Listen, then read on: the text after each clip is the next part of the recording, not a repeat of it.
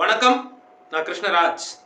எத்தனையோ முறை ஏலியன்ஸா இருக்குமோ, வேட்டுலகவாசிகளுடைய தொடர்பு கிடைச்சிருமோ அப்படின்னு மனித குலம் முயற்சி பண்ணிக்கிட்டே இருக்கு. அதுல ஒரு இன்கிரெடிபிளான டிஸ்கவரி பல முறை வந்திருக்கு. வாவ் சிக்னல் ஆரம்பிச்சு நமக்கு புரிபடாத பல சிக்னல்கள் இந்த பிரபஞ்சத்துல இந்த ஒமுவான்னு சொல்லுவாங்க. நம்மளுடைய இந்த சிஸ்டம்க்கு வெளியே, மில்கி வே கேலக்சிக்கு வெளியே இருந்து வரக்கூடிய வந்த ஒரு பொருள் அப்படின்லாம் நம்ம பேசியிருக்கோம். நம்ம சயின்டிபிக் கம்யூனிட்டியில நிறைய பேருக்கு ஆச்சரியத்தை ஏற்படுத்தக்கூடிய ஒரு விஷயமா அது இருக்கு. அப்படி ஒரு விஷயம் தான் இப்போ இந்த ஜூன் 1ஆம் தேதி இன்டர்நேஷனலி அக்ளைம்டு ஜேர்னல் அப்படிங்கிற அந்த ஒரு பியர் ரிவ்யூ ஜேர்னல்னு சொல்லுவாங்க இல்லையா, அந்த மாதிரி ஒரு இன்டர்நேஷனல் ஜேர்னலில் பப்ளிஷ் ஆன ஒரு விஷயம்.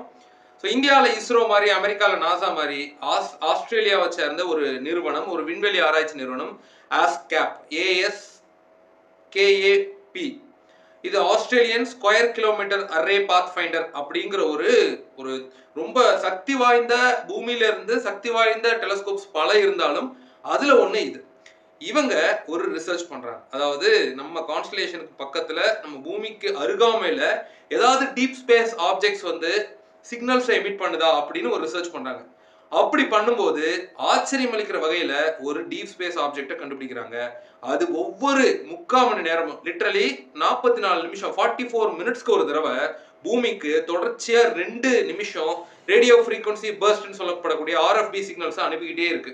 இது ஒரு மேன்மேட் ஆப்ஜெக்டாகவும் தெரியல, இது ஒரு சேட்டலைட்டாகவும் தெரியல. அப்ப இது என்னது அப்படிங்கிற கேள்வி சயின்டிபிக் சொசைட்டிக்குள்ள உருவாயிருக்கு. இது மாதிரி பல மிஸ்டீரியஸான ஆப்ஜெக்ட்ஸை நம்ம கண்டுபிடிச்சிட்டே தான் இருக்கோம்.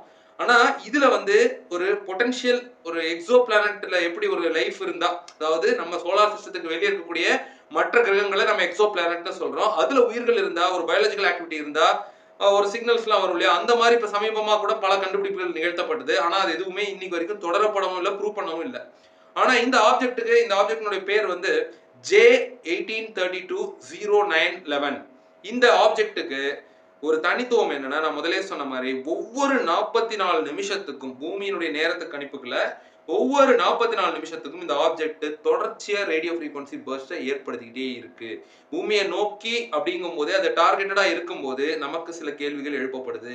இது இயற்கையா நடக்கக்கூடிய ஒரு விஷயம்னா ஏன் ஒய் எர்த் அலோன், ஏன் பூமியை நோக்கி மட்டும்?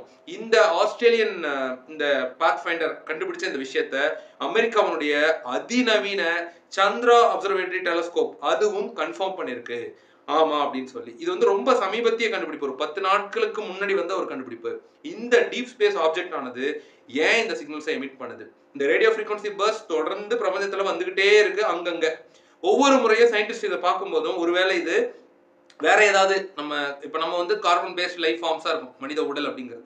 இப்படி இல்லாத வேற life forms, silicon based life forms, வேற லைஃப் ஃபார்ம்ஸ் இருக்கலாம்னு சொல்லப்படக்கூடிய இந்த தியரியில வேற டைப் 1, டைப் 2, டைப் 3, டைப் 4 சிவிலைசேஷன்ஸ்லாம் பத்தி நாமளே வீடியோஸ் பண்ணியிருக்கோம். அப்படி வேற ஒரு சிவிலைசேஷன்ல இருக்கிற யாரோ இங்க சிக்னல்ஸ் அனுப்புறாங்க, இல்ல அவங்க ஏற்படுத்தக்கூடிய ஒரு ஸ்ட்ரக்சர். இப்போ நம்ம ஏற்கனவே இந்த டாபி ஸ்டார்னு சொல்லப்படக்கூடிய விஷயத்தை பத்தி எல்லாம் பேசியிருக்கோம். ஒரு நட்சத்திரத்திலிருந்து வரக்கூடிய லைட் எனர்ஜியை ஹார்னஸ் பண்ணி அதை உள்வாங்கி அதுல இருந்து வெப்பத்தையும் எனர்ஜியும் ப்ரொடியூஸ் பண்ணக்கூடிய டைசன் ஸ்பியர் ஆர் டாபி ஸ்டார், இதை பத்தி நம்ம பேசியிருக்கோம். அந்த மாதிரி ஏதாவது ஒரு ஸ்ட்ரக்சரா இது? அப்படி அந்த மாதிரி ஒரு ஸ்ட்ரக்சரா இருந்தா அந்த ஸ்ட்ரக்சர் ஏன் பூமியை நோக்கி இந்த சிக்னல்ஸ் அனுப்பணுங்கிற பல கேள்விகளை, எக்ஸைட்மெண்ட்டை, கியூரியாசிட்டியை இந்த ஆப்ஜெக்ட் தொடர்ச்சியா கொடுத்துட்டு இருக்கு. ஏலியன் தலைப்பு வச்சோம்னா இது வந்து ஏலியன்ஸ் தான் பண்றாங்கன்னு நம்ம சொல்லல. இதுக்கு அறிவியல் ரீதியா, அதாவது ஒரு நட்சத்திரத்தினுடைய பல பகுதிகளுக்கு பல பெயர்கள். ஒரு நட்சத்திரம் வந்து ரெட் ஜெயண்ட்ங்கிற ஒரு ஸ்டேஜ்ல இருக்கும், அப்புறம் டெட் ஸ்டார்னு இருக்கும்.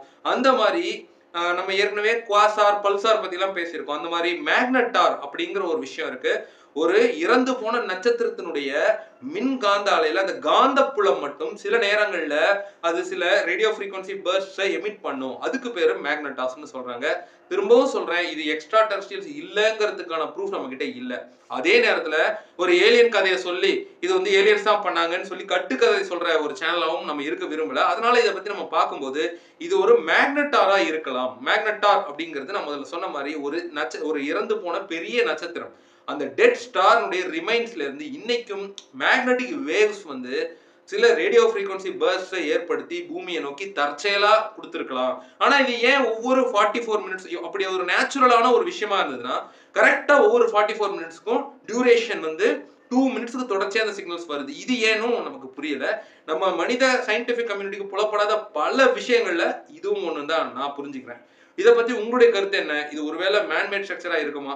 பூமியில இருக்கக்கூடிய அமெரிக்கா மாதிரி வல்லாதிக்க சக்திகள் யாராவது அந்த எனர்ஜி மூலமா வந்து இங்க பலனடையறதுக்காக ஏதாவது செஞ்சு அதை வந்து இந்த மாதிரி இப்போ யூஎஃப்ஓஸ்னு நிஜமா வரதும் இருக்குது.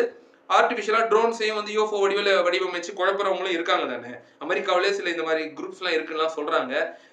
நியூ வேர்ல்டு ஆர்டர் எஸ்டாப்ளிஷ் பண்ணணும்னு நினைக்கிறவங்க இதை செய்யறாங்கன்னு சொல்றாங்க. அந்த மாதிரி அது இருக்குமா? இல்ல ஏலியன்ஸ் தான் இதை பண்ணிருப்பாங்கன்னு நீங்க நினைக்கிறீங்களா? இல்ல பிசிக்ஸ் படி பார்க்கும்போது இது ஒரு மேக்னெட்டாரா இருக்குமா? மேக்னெட்டாரா இருக்கிறதுக்கான வாய்ப்புகள் இருந்தாலுமே அதுக்கான சதவீதம் ரொம்ப கம்மின்னு தான் அறிவியலாளர்கள் சொல்றாங்க. இந்த ஆராய்ச்சியை கொண்டு போனது ஆஸ்திரேலியாவை சேர்ந்த கர்டின் யூனிவர்சிட்டி. இதை பத்தி நீங்க தெரிஞ்சுக்கணும் அப்படின்னா deep space object emitting signals to earth அப்படின்னு போட்டீங்கன்னா அதுல ரீசெண்டா ஜூன் மந்த்ல இந்த ஜேர்னல் அப்படிங்கிற நேச்சர் அப்படிங்கிற ஜேர்னல்ல வந்த ஒரு ஆர்டிக்கலை தான் நான் இங்க எடுத்து பேசுறேன். இன்னொரு புதிய சிந்தனை தூண்டும் காணொலியில் சந்திப்போம். நான் முதல்ல சொன்ன மாதிரி இதோட உங்களுடைய பெர்ஸ்பெக்டிவ் என்னங்கிறத ஆக்கப்பூர்வமான முறையில கமெண்ட்ஸ்ல கொடுங்க. இன்னொரு புதிய சிந்தனையை தூண்டும் காணொலியில் சந்திப்போம்.